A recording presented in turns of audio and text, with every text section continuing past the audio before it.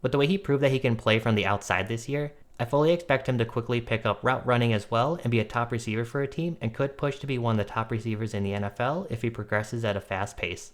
While most of the backs after Genty are benefiting from working in committees, Hampton has shown NFL teams he can handle a full workload and is up for whatever the offense needs regardless of how much help he'll be getting around him. While he's not quite the prospect that Brock Bowers is, I do think he can have close to the same type of impact Bowers has had during his rookie year. Milroe is this low and only my second highest quarterback because I just have serious concerns about his chances of being a long-term starter in the NFL.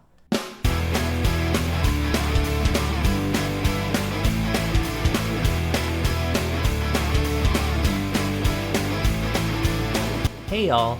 As I mentioned in my last video, since I went through the work of putting together my full midseason 2025 position rankings, I figured I might as well put together a mock draft for combined ranking with tiers for my Dynasty rookie rankings. For context, these rankings are based on one quarterback full PPR scoring leagues. I know a lot of people do Superflex leagues, but I just haven't done one, and I haven't done rankings for one in the past, so I just don't want to put a list together when I don't have background in it and just make a list that doesn't make any sense at all. Also, since this is for Dynasty rookies, my original position rankings were based on NFL ability, so there's going to be some changes in terms of order of position players that we'll go into a little bit more once we come up on them. I also have a total of 83 players to go through, so there's a ton of players to go through, and I'm going to try to keep things brief just to keep things moving.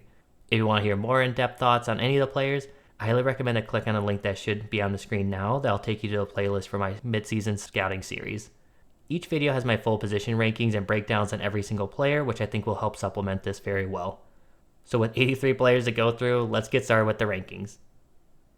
Starting with our top tier or safe top talents. At number 1, I have running back Ashton Genty from Boise State. This is probably a no-duh selection and is going to be a don't overthink it type of suggestion when it comes to draft day, but Genty is easily the most talented back in this class, which is really saying something with the other great backs we have this year. He also has a lot of potential as a pass catcher that he showed as a sophomore when he put up 578 yards and 5 touchdowns on 44 receptions without having a single drop. He's just such an electric player who should be a stud for any team that he goes to and should be up for whatever task they ask of him. At number 2, I have receiver Tedero McMillan from Arizona. This is likely another no-duh selection, and though he's in the top tier, there is admittedly a little bit of risk with him potentially having a leaner frame if he truly measures in at 6'5" in his height. I think he is closer to a high 6'3", maybe a 6'4" for his true height, which then would make his frame a little bit less of an outlier. But he's a really exciting player who can win inside, outside, and pick up yards after the catch to make him an immediate contributor to a lineup. Obviously, receiver is difficult to project because I don't care what people say. Landing spot does make a difference for receivers and players in general, but McMillan has the rare versatility, size, and ball skills to overcome most situations. Going into our second tier of players with some risk but still top talents regardless of what situation they go to. At number 3, I have likely wide receiver Travis Hunter from Colorado. Travis Hunter is going to be a very hard player to predict and project since it's still not clear exactly what position he'll be playing in the NFL, and that's why I had to list him as a likely wide receiver. That being said, I personally feel like if you're going to include him in your Dynasty rookie rankings, then you're also going to be doing that under the assumption that he's going to be playing receiver, so you should rank him as so. Also, while there is some confusion where he'll play now, it should be clear on draft day when the commissioner announces what position he is when he gets drafted, since the position that he's announced with will be by the discretion of the team, and they should be making it very clear what position they plan to play him at on their team. We saw a similar situation with Zion Vaki last draft, who played safety and running back at Utah, but who was announced as a running back by the Detroit Lions and has been playing there ever since. Anyways, Hunter as a receiver is an electric player. He's an incredibly twitchy and explosive athlete with excellent ball skills.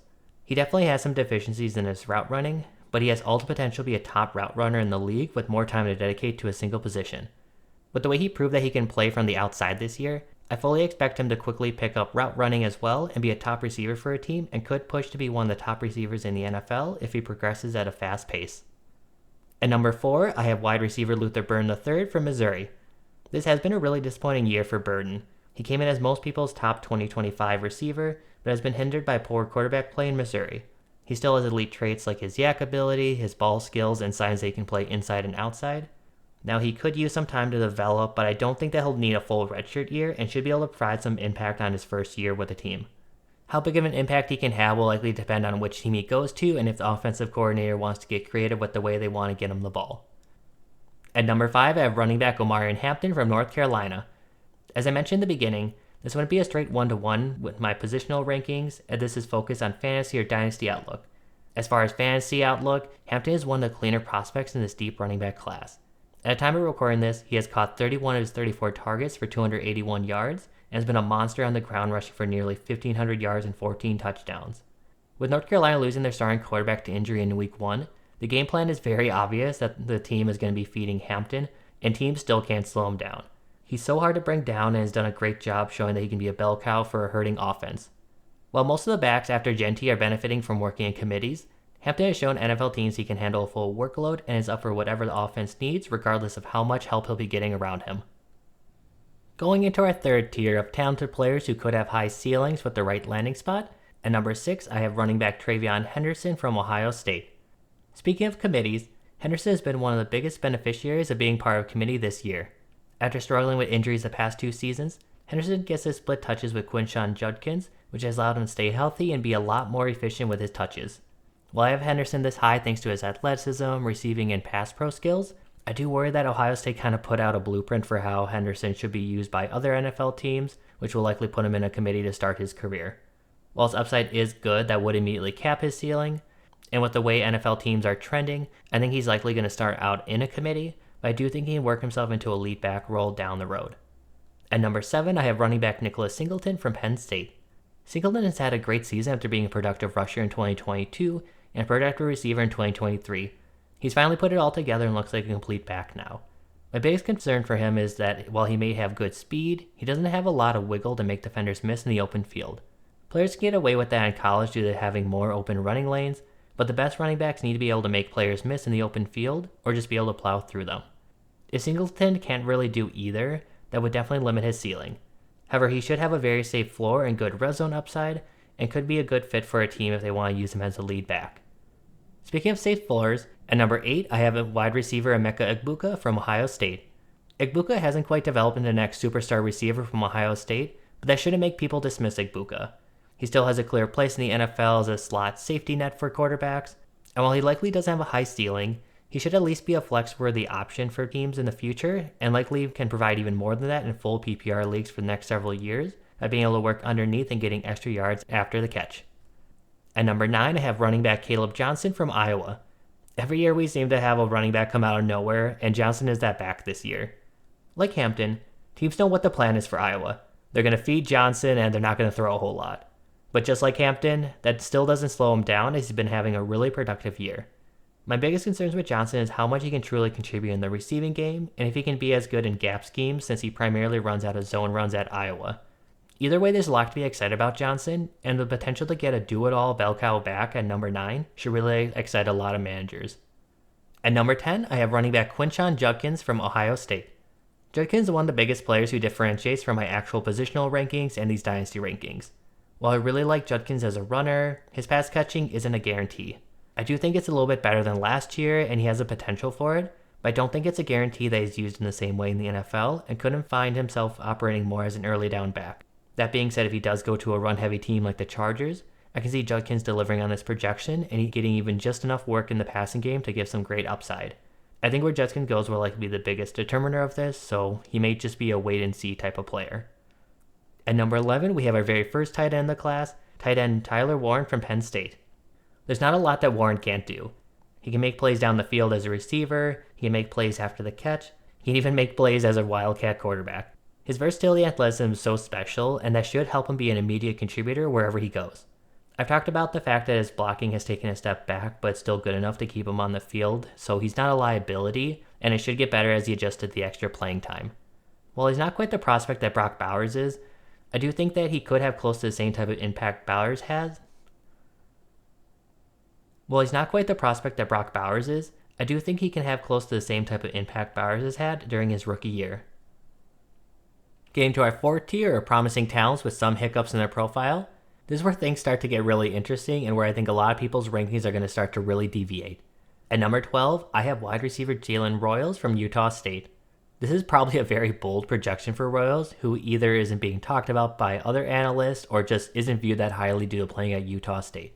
Regardless, Royals is talented enough that he deserves to be considered this highly, and has the athletic ability, the twitch, the ball skills, and the route running to develop into a top receiver for an NFL team.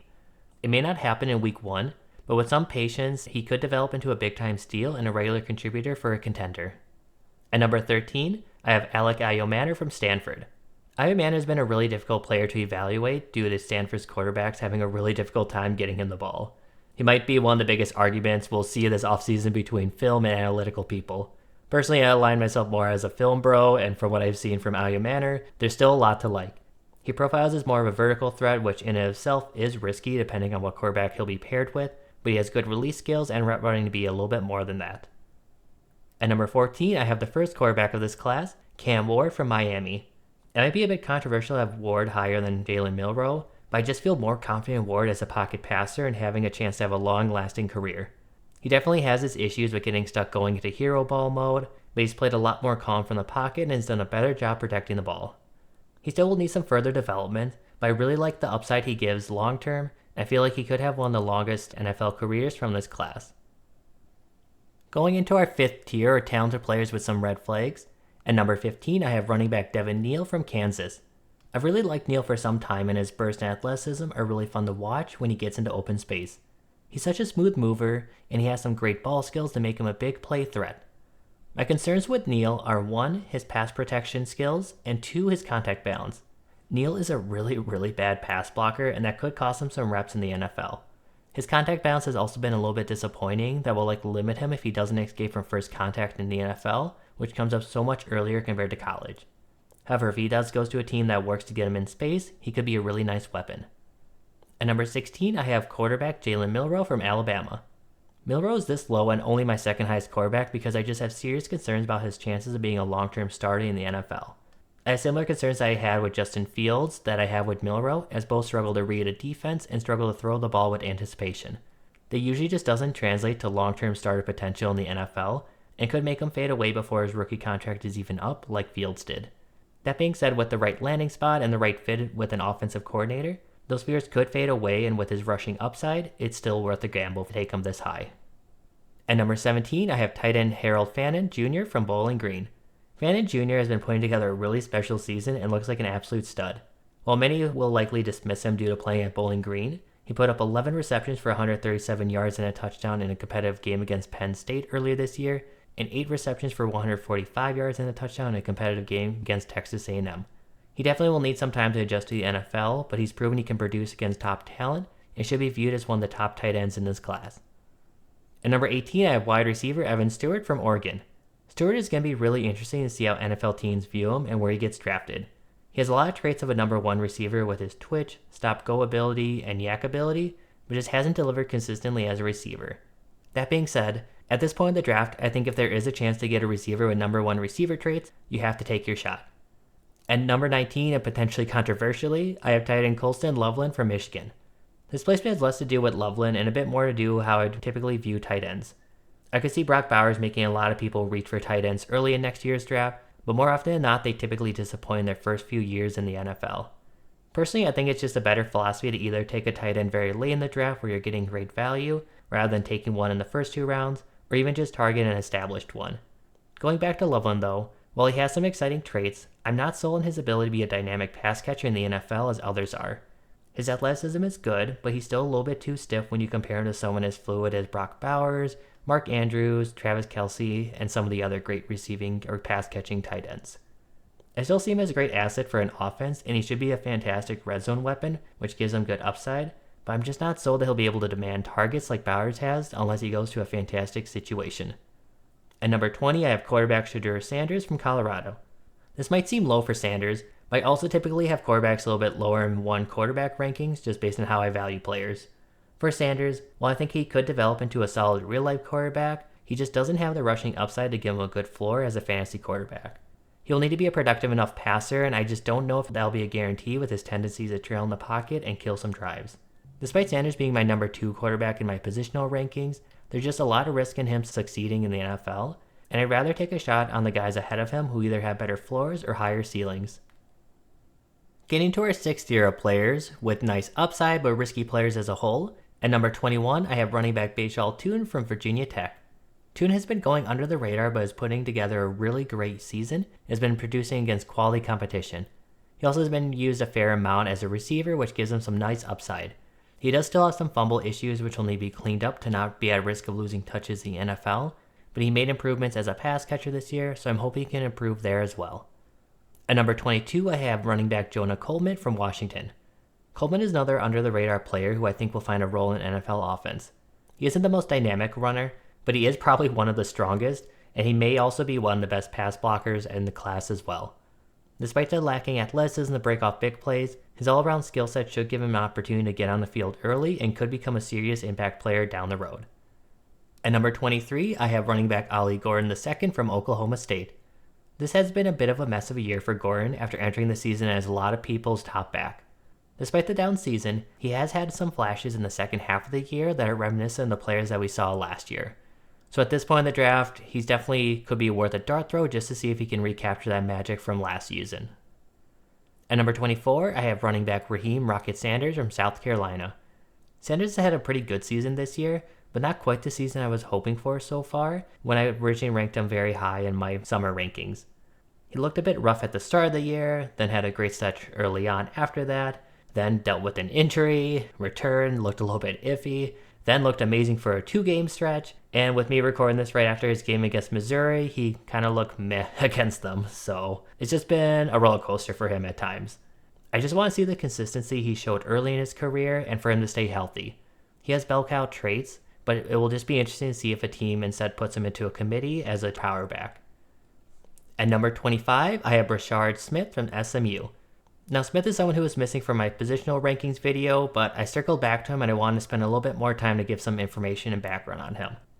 Smith is a really interesting prospect as he was recruited out of high school as a wide receiver, and this is not only his first year as a starting running back, but I believe it's his first year where he's fully committed to the running back position as well. His receiver background shows in his tape is able to line out as a receiver on plays, and also has probably the best hands in this group while also being able to make some really impressive body adjustments to balls that pretty much no other back can make in this class. He also has what seems to be very good speed and great burst to make him a big play threat when he gets the ball in his hands. Smith is going to get a lot of comps to Tyrone Tracy with similar burst and receiver background. Unfortunately, I do see a lot of the same deficits Tracy had, including inconsistent vision, as Smith will sometimes be a little bit too reliant on bouncing runs outside and get himself into jams that will lead to losses in the NFL. Also, his pass pro identification is well behind a lot of the other backs in this group and will need to be an area that improves to stay on the field on third down. He also has a fair number of fumbles per touches, so he'll need to work on improving that as well. Finally, he has a bit of a lean frame at 5'10", 196 pounds, so I'll be very interested to see what his true measurables are. All in all though, he's a really exciting prospect and one who deserves to be on this list. I think like Tracy, a lot of his deficits are simply inexperience, which could improve with more and more reps. If he makes improvements over the offseason like Tracy did, he could be a big time steal with the upside that he provides as a rusher and receiver. At number 26, I have wide receiver Jaden Higgins from Iowa State. Higgins is an interesting prospect as well, being a big body receiver who can play inside and outside. He has great ball skills and solid route running to make him a really interesting red zone threat. I am a little bit worried about him with his separation issues that he could experience in the NFL, and with him running a limited route tree, which will require an adjustment when he enters the league as well. But I do think he could be a player that has his traits allow him to outperform where he's being projected at. At number 27, I have running back Cam Skattebo from Arizona State. Skattebo is another player who is missing from my positional rankings, so I have a little bit more on him as well. Skattebo is a versatile player who shows success in gap and zone schemes and can play from receiver and has good hands. He also does a good job getting skinny through holes, hugs his blocks downfield, and has great contact balance to pick up extra yards. What makes me concerned about him is while he is versatile, I don't see him as overly athletic in the sense that he can break off big runs or make defenders miss other than going through them. While it is nice to get guaranteed yards, it limits what he can do in the NFL. Also, while he can run routes at the receiver spot, he isn't overly impactful there, and is often more of a way to get the offense a new look and get both running backs on the field. Plus, he isn't asked to help in pass protection very often, and I think that's kind of intentional since it doesn't seem like a strength for him. Every year I feel like we get these versatile backs who can be exciting in college, but don't always produce in the NFL unless they go to the right system that lets them be a producer thanks to volume that they're getting. That's kind of where I fall with Skattebo, but that being said, there are similarities between him and Ray Davis, who's shown flashes so far, so if you're a fan of Davis, you'll probably like Skattebo as well. Going into our 7th tier of players with good upside but need a good landing spot, at number 28 I have wide receiver Xavier Restrepo from Miami. Restrepo and Cam Ward have shown some fantastic chemistry together. I think Restrepo being a clear slot-only player and potentially being a little bit limited athletically, I think he'll likely be lacking a great ceiling, but if he does go to a team that uses a lot of 11 personnel or 3 wide receiver sets, and a quarterback who loves to hit his slot receiver, he could really outperform this placement. At number 29, I have running back Jordan James from Oregon. James has been enjoying a nice season with the departure of Bucky Irving and has shown some good contact balance and the ability to catch the ball out of the backfield.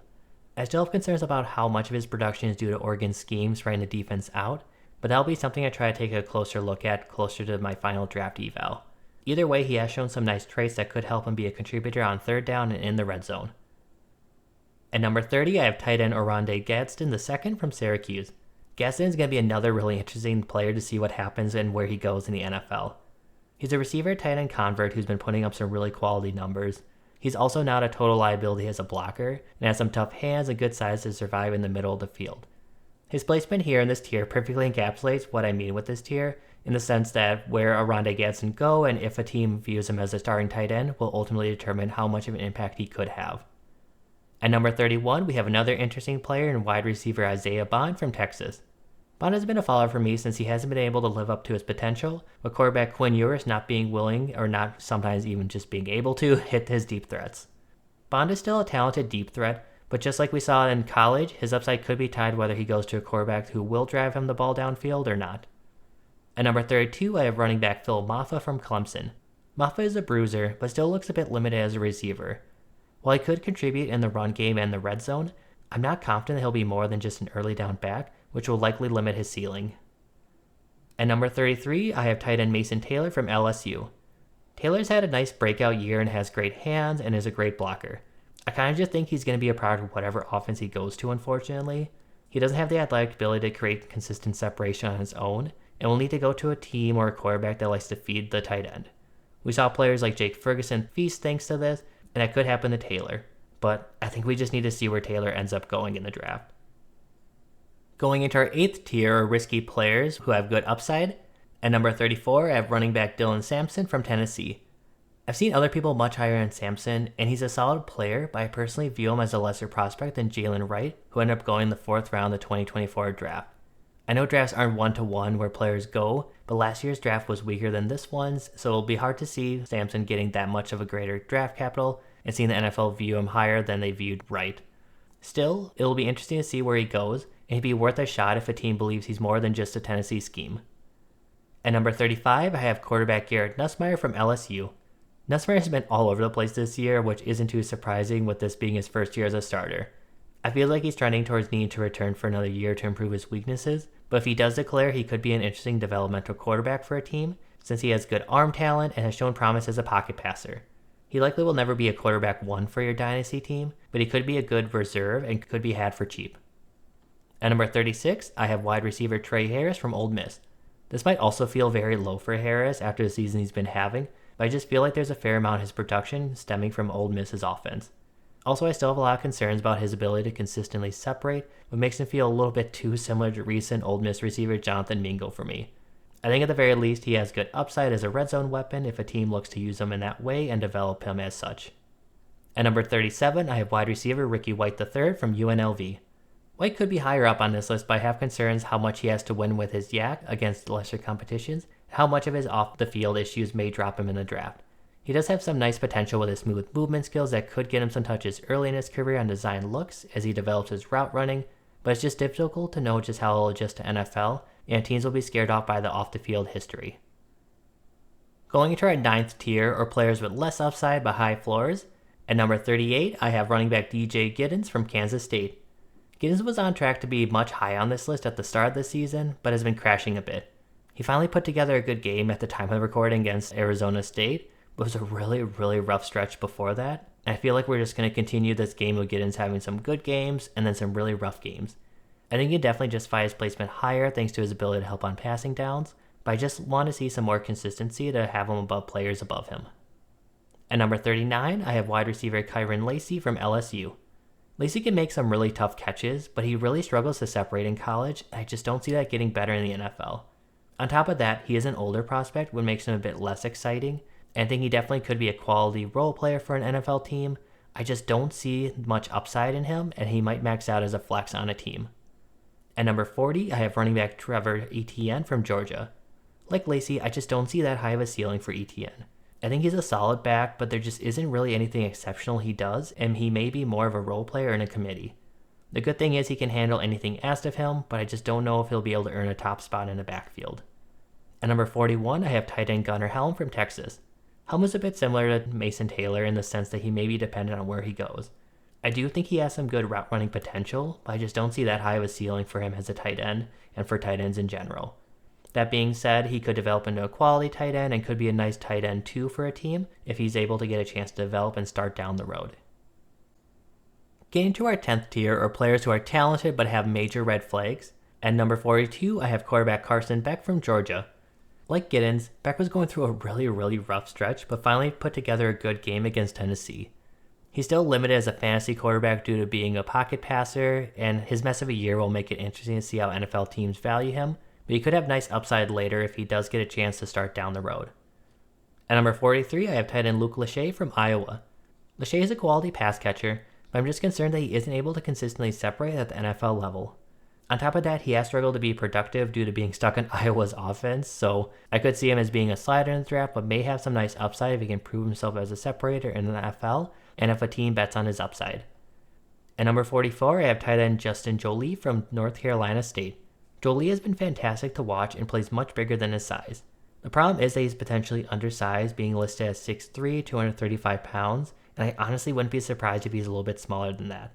It's just hard for receiver-first tight ends to have that much of an impact at his size in the NFL, and it just makes me nervous trusting him and nervous that he might slide in the draft.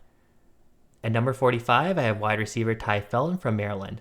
Felton has been enjoying a nice breakout year, but I still think he's a little bit of a limited player and will need time to develop to the talent of the NFL. If he can improve as a route runner and prove he can run a full route tree, he should become a quality player, but I still have doubts of him being more than a third best receiver on a team. At number 46, I have tight end Jake Brenningsel from Clemson. Brenningsel is another receiving first tight end who's been having a bit of a down year. He's been struggling with drops and has been somewhat ineffective as a blocker as well. I think he could be a nice red zone weapon if he cleans up his hands, but I would like to see him produce more downfield to be a better receiving threat and have more upside.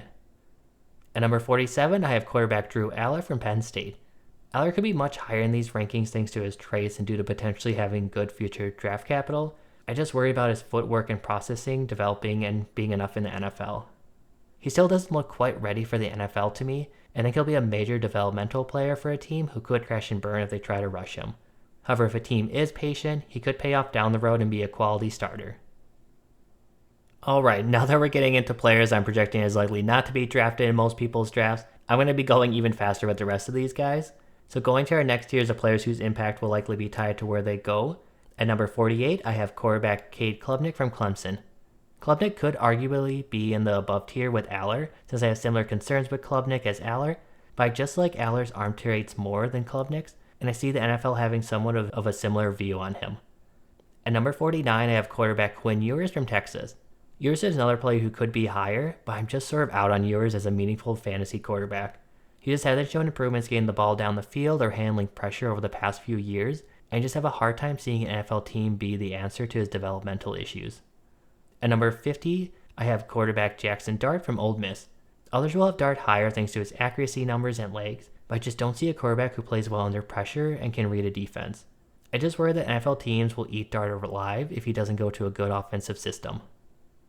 At number 51, I have tight end Terrence Ferguson from Oregon. Ferguson is a versatile player, but I just don't see him being a future impact player for an NFL team. However, he should get a good chance to get some early playing time thanks to his versatility, and maybe could carve out a role in the right situation.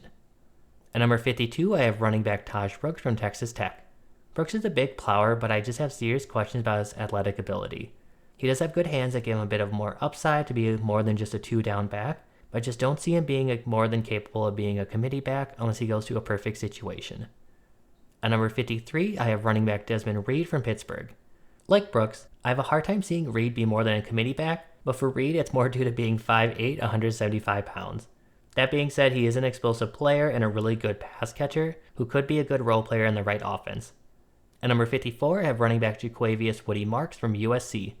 Marks is similar to Reed in the sense that he could help as a receiving back for a team, but he's an older prospect who will turn 25 early in his rookie season and is less explosive than Reed. At number 55, I have running back Damian Martinez from Miami. Martinez is a talented runner, but he seems like he's limited to being an early down back for an NFL team. He might be a better real-life player than a fantasy player, but with this being rankings for a fantasy or dynasty league, it causes Martinez to fall this low. At number 56, I have wide receiver Antonio Williams from Clemson. Williams is a solid player, but has really struggled with drops, and I'm not certain his route running is quite ready for the NFL. I think he'll probably return to school for another year, but he could be a nice stash to see how he develops down the road. At number 57, I have running back Kyle Monangai from Rutgers. Monangai is extremely similar to Martinez, with both being limited to being early down backs. Again, with this being fantasy or not dynasty rankings, it's just hard to justify having a back like that higher above proven pass catchers. At number 58, I have likely quarterback Riley Leonard from Notre Dame. Now, I mentioned likely quarterback because Leonard has some great size and athletic traits that could help him transition to a role similar to Taysom Hill, since I don't see Leonard as a good passer just yet. Maybe he does stick to quarterback, but it could be interesting to monitor to see what a team ends up doing with him down the road. At number 59, I have tight end Max Clare from Purdue. Clare's another player I think is a year away from declaring, but he has some really nice traits and could develop into a complete tight end down the road. If he does declare, I think he would be worth monitoring and stashing in the right situation. At number 60, I have wide receiver Elijah Badger from Florida. Badger isn't being talked about much, but he is a talented player and could be a nice complementary piece for an offense. Due to suffering from being stuck with poor quarterback play most of his college career, this might be hopeful projection, but he would be worth monitoring and stashing. Continuing the same tier, at number 61, I have Le'Veon Moss from Texas A&M. I see Moss more as a future player, but he runs with good power, but I still just want to see him be used more as a pass catcher. Hopefully he can show more of that next year, as I think he'll most likely return to school. At number 62, I have Tez Johnson from Oregon. I see Johnson more as a gadget player due to being a toothpick at 5'10", 165 pounds, and struggling to produce downfield, but he could be a nice piece for an offense if a team does have a plan for him. At number 63, I have tight end Eli Stowers from Vanderbilt. I mentioned my tight end rankings, but Stowers is more of a glorified slot receiver right now and needs to add some weight and get more experience in line. That being said, he has some really great traits as a pass catcher and could be interesting if he develops. At number 64, I have Caden Prather from Maryland.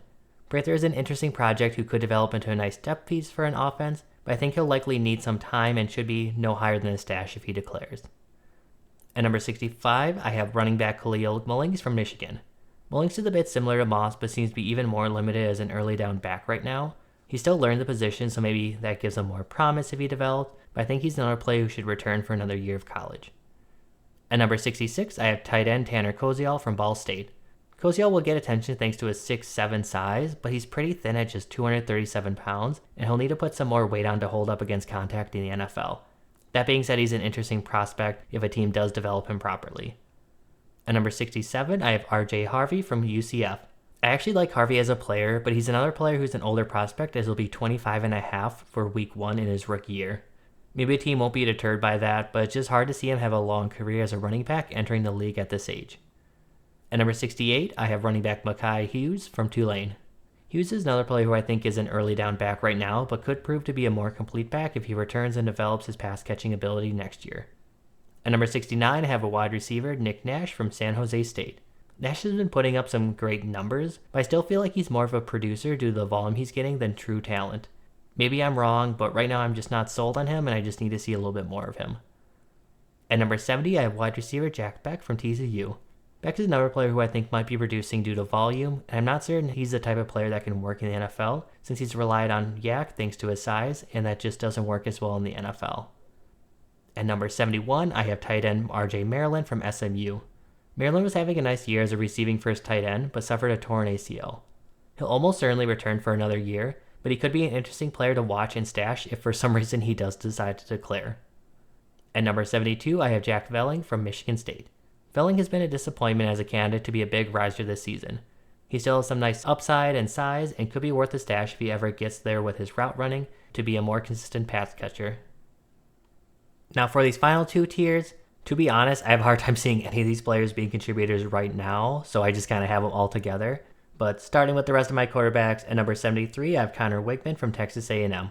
I see Wigman likely to return to school and transfer to prove himself as a starter, but he does have some fans and has some flashes and could still excite some people. At number 74, I have quarterback Tyrone Drones from Virginia Tech. Drones has awesome tools with great speed and a ridiculously strong arm. I think he still needs another year of development in college before going to the NFL, but he has some awesome traits and potential that make him a really interesting developmental project. At number 75, I have quarterback Dylan Gabriel from Oregon. Gabriel's had a bit of a down year as he struggled to play in rhythm and with some decision-making decisions during games this season, which is out of character for him. At Gabriel's size and with his arm strength, I view him as a backup level player, but if he does go back to his Oklahoma level play, he could have the potential to be a bridge quarterback for a team or maybe even a high upside backup for an NFL team. At number 76, I have quarterback Jalen Daniels. Daniels is a bit similar to Drones, but I just haven't been too impressed with his accuracy or decision making this year, and I feel he's even further behind as a developmental player. At number 77, I have quarterback Miller Moss from USC. Moss was recently benched at the time of recording this, so I'll be honest, I'd be incredibly shocked if he decides to declare for the draft, but he has shown some good ball placement to give him some starter upside if he does clean up some of the other issues like finishing games in next season. At number 78, I have quarterback Rocco Beck from Iowa State, who I do like as a backup in the NFL, but I don't see him as a starter. But again, at this stage of the draft, we're kind of looking at mostly backup players anyways. Finishing things off with our final tier, or the rest of our tight ends. At number 79, I have Bryson Nesbitt from North Carolina, who is a decent pass-catching tight end, but just not special enough of one that makes me question if he can carve out a role with an NFL team. At number 80, I have tight end Jack Endries from California, who has the potential to develop into a complete tight end, but it's just too early in his development to declare for the draft at this stage from my impression. At number 81, I have tight end Cole Taylor from West Virginia, who has great size at 6'7", 255 pounds, but just plays a lot smaller than he is, and often loses balance in his routes and struggles to hold up in the run game, which could drop him. At number 82, I have tight end Elijah Arroyo from Miami, who has some nice athleticism, but still very raw and will need a lot of development in the NFL. Finally, at number 83, I have Mitchell Evans from Notre Dame, who I do really like as a prospect, but he just might be more of a blocking tight end as he doesn't look quite back from his torn ACL from last year, and someone that I really think will return for another year of college to look a lot better and like a more promising player next year. Alright, we made it. That does it for my midseason Dynasty rankings. With a plethora of players I went through on rankings all over the place right now, let me know who you think I was too high on, who I don't have high enough, or even if there's any players I didn't include at all that I should check out. As I mentioned in one of my previous videos, I'm going to get a start on my QB charting, hopefully to get some final draft profiles set for them by December. So to be sure you don't miss that or any future content, be sure to subscribe. While you're at it, like the video too as it'll help the channel and this community grow. Also, as usual, if you want just the written forms of the basics of the rankings, you can subscribe to my Substack. Also, I have seen a recent trend of people creating Blue Sky accounts, and as a content creator, I have to go with the trend where any of my content can be helped seen, so you can also follow me there as well, as I'll try to be active there going forward as well. But thank you all, and see you all next time.